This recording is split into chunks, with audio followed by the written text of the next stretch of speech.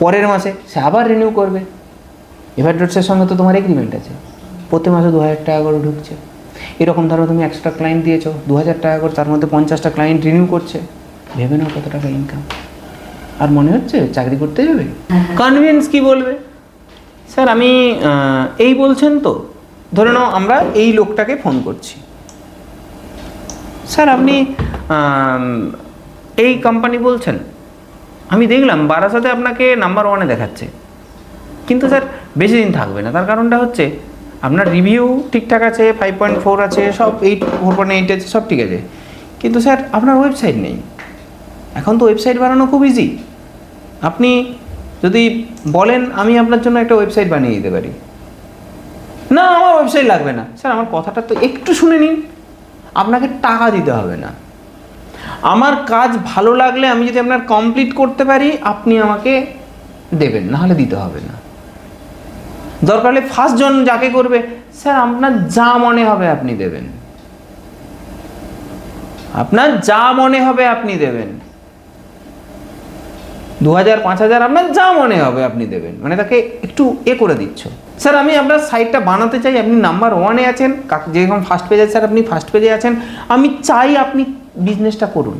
দরকার হলে আমি আপনার এখানে যাচ্ছি, আপনার ওখানে গিয়ে আপনাকে দেখাচ্ছি, আপনার টোটাল ডিটেলস নিয়ে আপনার সামনে সাইট বানাচ্ছি, ফার্স্ট পেজটা আমি আপনার সামনে বানাবো, ডিজাইন করে দেব, মানে তাকে একদম তেল, পুরো যতটা তেল আছে তাকে মাখাও ফার্স্ট ক্লায়েন্টকে। কেন না তোমার কাছে কোনো প্রোফাইল নেই, সে যদি বাই চান্স বলে দেয় যে তুমি আগে কি কাজ করেছো দেখাও, তুমি দেখাতে পারবে না, যদি না সে দেবে না তোমাকে কাজ।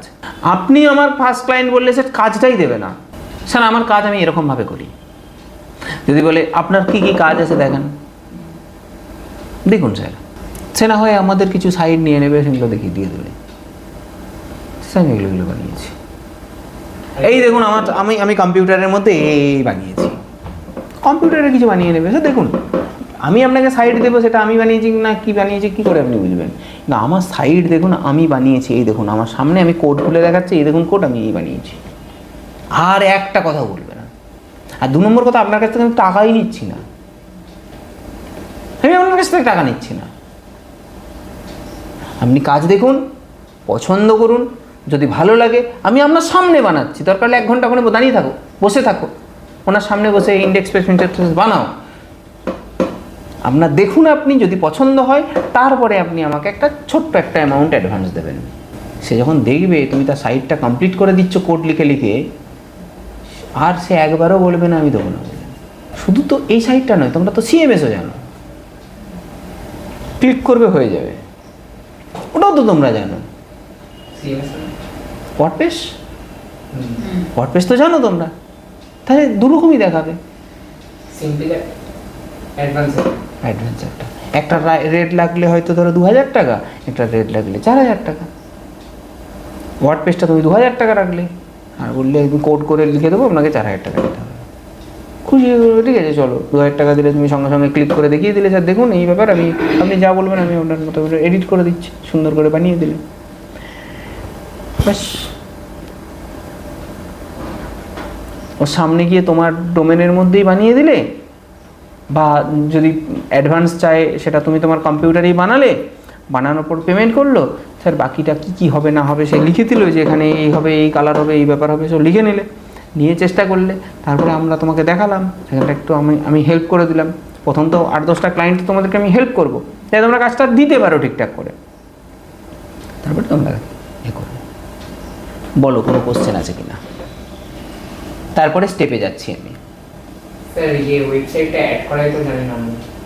হ্যাঁ অ্যাড করা তো এখন কোনো ক্লায়েন্টের কাছে গেলে সে তো বলবে না আমাকে এখন ওয়েবসাইটে তুলে দেখাও, আমরা ক্লাস দেবো তো কীভাবে তুলবে সেটা তো দেখাবো না, মানে সেটা বলছি না, ধরো কোনো ক্লায়েন্ট বললো হ্যাঁ তাকে আমি ওয়েবসাইট ডিজাইন করে দিলাম, এবার তাকে আমি দেখাবো কি করে, তাহলে তো ডোমেইনে তো আমাকে দেখাতে হবে, ডোমেইনে তো তুলতে হবে। প্রথম ক্লায়েন্টের কাছে তো তুমি যাচ্ছ, আচ্ছা সামনাসামনি যাচ্ছ, প্রথম দেখো 1-2টো ক্লায়েন্টের কাছে তোমাকে যেতে হবে, সে তোমাকে বিশ্বাস করবে না, তোমার কাছে কি আছে, তুমি তো ফোনে কথা বলছো, তোমাকে যদি কেউ ফোনে এইভাবে কথা বলে তুমি তাকে বিশ্বাস করবে?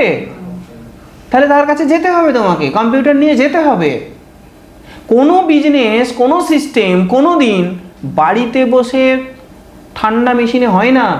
আমাকেও ছুটতে হয়েছে লোকের বাড়ি, লোকের অফিস, লোকের কাছে গিয়ে যেতে হয়েছে, গিয়ে দেখাতে হয়েছে, দেন টিম রাখা হয়েছে, টিম আমি বসে থাকছি, সব কাজ হচ্ছে। তোমাকেও যেতে হবে, তোমাকেও যেতে হবে। কোনো কাজ তুমি যে আজকে জব করছো তার থেকে তো এটা অনেক ইজি, অনেক ইজি। তুমি সারা মাসে ধরো 10,000 টাকা স্যালারি পাচ্ছ, এখানে তুমি 4টে ক্লায়েন্টের কাজ করবে, তোমার টাকা উঠে যাবে। 4টা ক্লায়েন্টের কাজ করবে তুমি একদিনে। তাহলে এখানে 20-25 হাজার টাকা ইনকাম করা নর্মাল ব্যাপার, নর্মাল, হাসতে হাসতে হয়ে যাবে। আমার কথা কালকে প্রুফ পাবে যখন তোমরা কল করবে। যেভাবে বললাম সেভাবে করবে কিন্তু। বলো, এই স্টেপটা আর কিছু আছে করা? কোশ্চেন আছে? তাহলে কি করে তুলবে সেটা তো আমি দেখাবো, আর ওখানে গিয়ে তুমি তোমার লোকালি দেখাচ্ছ, লোকাল হোস্টে দেখাচ্ছ, তোমার মেশিন থেকে দেখাচ্ছ, তুমি তো জানো যে কিভাবে দেখাতে হয়। এবার দ্বিতীয় স্টেপে যাই। দ্বিতীয় স্টেপে যেটা যাব সেটা হচ্ছে ক্লায়েন্টের সঙ্গে যে কথা বলতে যাবে, ক্লায়েন্টের কিছু সাইকোলজি তোমাদেরকে মাথায় রাখতে হবে, যে কাস্টমারের সঙ্গে কখন কিভাবে কথা বলবে, কোনভাবে কথা বলবে, কি কথা বললে কাস্টমার মোল্ড হবে। প্রথম, কাস্টমারের সবসময় প্রফিট বোঝাবে। তোমার কোনো প্রফিট বোঝাতে যাবে না, আমি কষ্ট করেছি, আমি এই শিখেছি, আমি আপনার, তুমি ইমোশনাল যেমন হয়ে পড়ো না, কাস্টমারের প্রফিট বোঝাও, যে সাইট থাকলে তার কি কি উপকার আছে। এই কোশ্চেনগুলো চ্যাটজিপিটিতে রিসার্চ করো, ওইগুলো বোঝাও। 2, কাস্টমারের সামনে যখন যাবে সব সময় তুমি যত দুঃখ নিয়েই যাও না কেন, মুখে যেন এইভাবে একটা হাসি থাকে, সব সময় হাসি থাকবে, ঠিক আছে?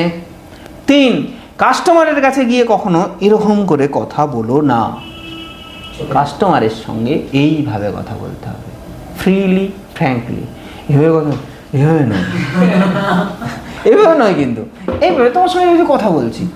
এখন এটা তোমাদেরকে একটা জিনিস শিখতে হবে, যে একটা কাস্টমারের দিকে তাকাচ্ছি, সাধারণত এটা তোমাদের সব থেকে বেশি প্রবলেম হবে। ধরে নাও তুমি এমন একজনের কাছে গেছো, সে একটা সুন্দরী দেখতে মেয়ে, তুমি তো তাকিয়ে থাকতে পারবে না, এটা বিশাল বিপদ। আবার তুমি গেছো যার কাছে হ্যান্ডসাম একটা ছেলে, তুমি তো তাকিয়ে থাকতে পারবে না, তখন তোমার মধ্যে একটা অন্য ফিলিংস কাজ করবে একদম। মানে এটা অ্যাজ এ মার্কেটিং সিস্টেম তোমাকে এগুলো শিখতে হবে, নাহলে তুমি কখনো মার্কেটিং করতে পারবে না, ঠিক আছে? তোমাকে তখন এই সমস্ত রুলসগুলো মানতে হবে। রুলসগুলো কি? তুমি কখনো চোখের দিকে তাকাবে না।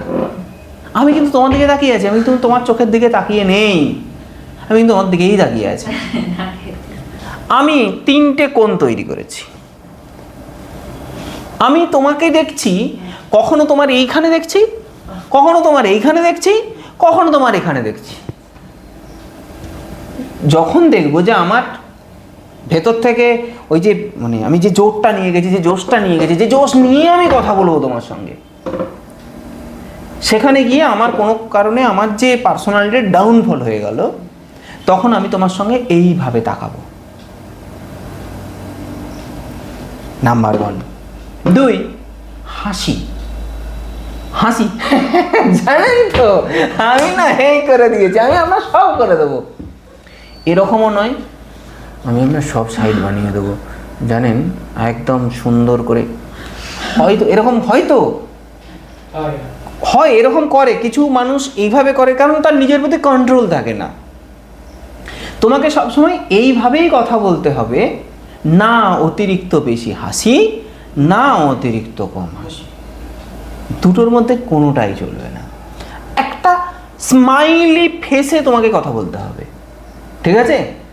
সেটা কিন্তু হাসি নয়, সেটা কোনো জেনারেল স্মাইল নয়, সেটা একটা ফেক স্মাইল, কিন্তু স্মাইলটা একটা জেন্টেল স্মাইল থাকবে। তুমি নিশ্চয়ই দেখবে যত ছবি, যত ভিডিও, যত কিছু, সবারই কিন্তু স্মাইলিং ফেসই থাকে। মুখ বন্ধ করাটা কিন্তু ভালো লাগে না। যে তুমি কাস্টমারের কাছে গেছো, যদি তুমি মুখ বন্ধ করে কথা বলো, তোমার মধ্যে স্মাইলিং ফেস না থাকে, তখন কিন্তু তোমাকে সে গুরুত্ব দেবে না। ঠিক আছে, 2 নম্বর পয়েন্ট। 3 নম্বর পয়েন্ট কি, কাস্টমারের সঙ্গে তুমি যখন কথা বলবে, কাস্টমারের দিকে হালকা একটু ঝুঁকে কথা বলবে। কাস্টমারের দিকে একটু হালকা ঝুঁকে কথা বলবে। কাস্টমারের সামনে বসে কখনো এইভাবে কথা বলবে না, কাস্টমারের সঙ্গে বসে কখনো এইভাবে কথা বলবে না, কাস্টমারের সঙ্গে এইভাবে কথা বলবে। দেখো একটা তার দিকে একটা ঝুঁকি রয়েছে, মানে তার প্রতি একটা অ্যাট্রাকশন, সেটা বোঝানো হচ্ছে। 3 নম্বর পয়েন্ট, এই পয়েন্টগুলো আমি বলছি, ভিডিওটা থাকবে, ভালো করে শুনবে। 4 নম্বর পয়েন্ট, কাস্টমার কথা বলার সময় কাস্টমারকে লক্ষ্য করে দেখবে কাস্টমার বারবার তার চোখের মনি এদিক ওদিক সেদিক ঘোরাচ্ছে কিনা। যদি তোমার কাস্টমারের মনি ঘোরায়, তাহলে জানবে তোমাকে বিরক্ত হচ্ছে সে। বোঝার চেষ্টা করো সে কেন বিরক্ত হচ্ছে, কনভিন্সে, তোমার অ্যাপ্রোচিংয়ে কিসে, নাকি অতিরিক্ত কথা বলে ফেলছো সেখানে। অন্যদিকে কথা ঘোরাও, তার সম্পর্কে কিছু জানো, তার সম্পর্কে কিছু কথা বলো, তার বিজনেস সম্পর্কে কিছু জানো, তার সম্পর্কে কিছু বলো। যখন দেখবে তার সম্পর্কে কিছু বা তার বিষয় নিয়ে কিছু বলবে, সে তখন ইন্টারেস্ট নিয়ে আসবে বিষয়টার উপরে। আবার তুমি মেন পয়েন্টে ফিরে আসো। ঠিক আছে, এক টানা তার সঙ্গে বকবে না, মানে তুমি জানো মানে এক টানা বলে যাবে না। আগে তার প্রবলেম বোঝো, তার সঙ্গে কথা বলো, তার সঙ্গে কথোপকথন চালাও। 4 নম্বর পয়েন্ট বুঝতে পেরেছো? 5 নম্বর পয়েন্ট, খুব গুরুত্বপূর্ণ পয়েন্ট, সেটা হলো কাস্টমারকে কপি করো। কিরকম? কাস্টমারকে কপি করা মানে যার সামনে বসে আছো তাকে কপি করো। কিরকম কপি করবে তুমি? কাস্টমার ধরো এইভাবে বসেছে, তুমিও তার সঙ্গে এইভাবে বসে দাঁড়িয়ে কথা বলো, একটু বডি হেলিয়ে কথা বলো, একটু মানে বেশ বডি ল্যাঙ্গুয়েজটা যেন ঠিকঠাক থাকে, এ না করো, তার মতো করে হয়ে যাও। সে এইভাবে কথা বলছে, তুমিও ধীরে ধীরে ধীরে ধীরে এইভাবে হয়ে কথা বলো। সে এইভাবে কথা বলছে, তুমিও সেই রকম ভাবে একটু চেষ্টা করো যে বোঝানোর জন্য। সে ঠিক যেভাবে কথা বলছে, সে ধরো তোমার সঙ্গে টেবিলে বসে এইভাবে কথা বলছে, তুমিও তার সঙ্গে টেবিলে বসে এইভাবে কথা বলো, তাহলে তাকে কপি করো। এখন দেখা যাচ্ছে একটা লোক কখনো এরকম করছে, কখনো এরকম করছে, কখনো এরকম করছে, আর তুমিও তখন সে এরকম করলো তো তুমি হাতটা নিয়ে দিকে চলে গেলে, সে এরকম করলো তো তুমি হাতটা এরকম করে দিলে। না, এটা হলে আবার সে মানে একটা খারাপ এতে ভাবে কপি ক্যাট, তোমার সঙ্গে কথা বলবে না, সে অবস্তুতে পড়ে যাবে। কি করবে? সে ধরো হাতটাকে এরকম রেখেছে, রেখে কথা শুনছে, তুমি ধরো অন্যভাবে রয়েছো, ধীরে ধীরে ধীরে ধীরে তুমি হাতটাকে আস্তে আস্তে নিয়ে এলে, নিয়ে তার সঙ্গে এইভাবে কথা শুরু করলে।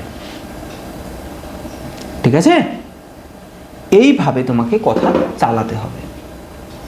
আর সব থেকে বড় কথা, কাস্টমারকে কথা বলাবে, কাস্টমারকে তোমার ওই বিষয়টার উপরে কোশ্চেন করবে, কাস্টমারকে ভাবতে বাধ্য করবে, কাস্টমারের প্রবলেম বুঝবে, সেই প্রবলেমটা সলিউশন করার চেষ্টা করবে।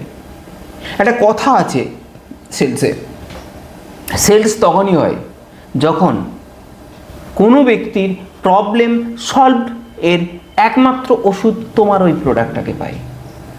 মানে সে দেখতে পায় যে আমার এই ওই প্রোডাক্টটা দিয়ে আমার এই প্রবলেম সলভ হয়ে যাবে। অথবা সে যদি দেখে যে আমি এই প্রোডাক্টটা দিয়ে ভবিষ্যতে অনেক কিছু করে ফেলব,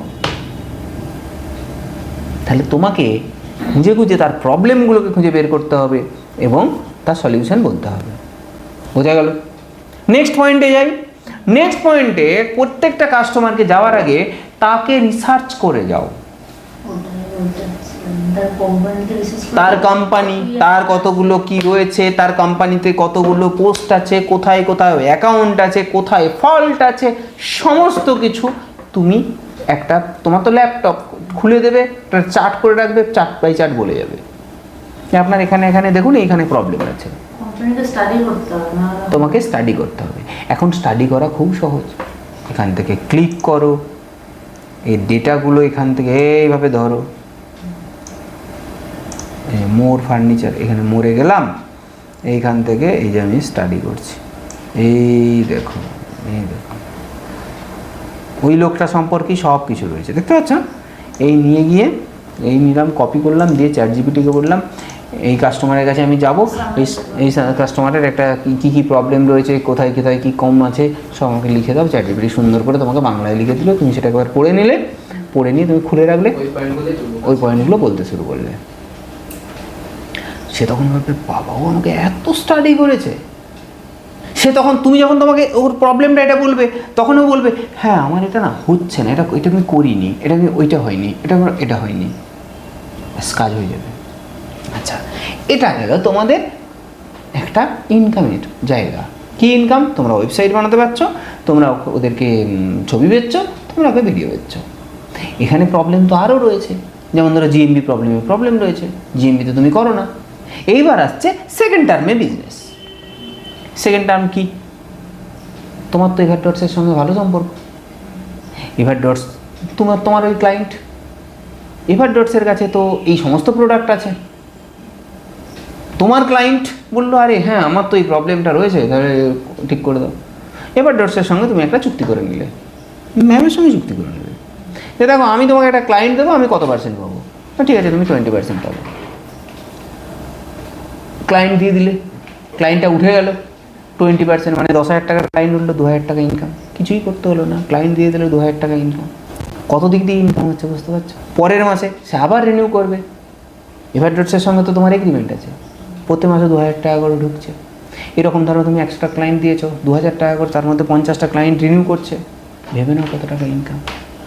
আর মনে হচ্ছে চাকরি করতে যাবে। এবার এগুলো সবই শুনতে ভালো লাগছে, চাও তোমরা মার্কেটে নামো, এর থেকেও বেশি লাগবে। ভীষণ মার্কেট, ভীষণ ডিমান্ড এখন বর্তমানে।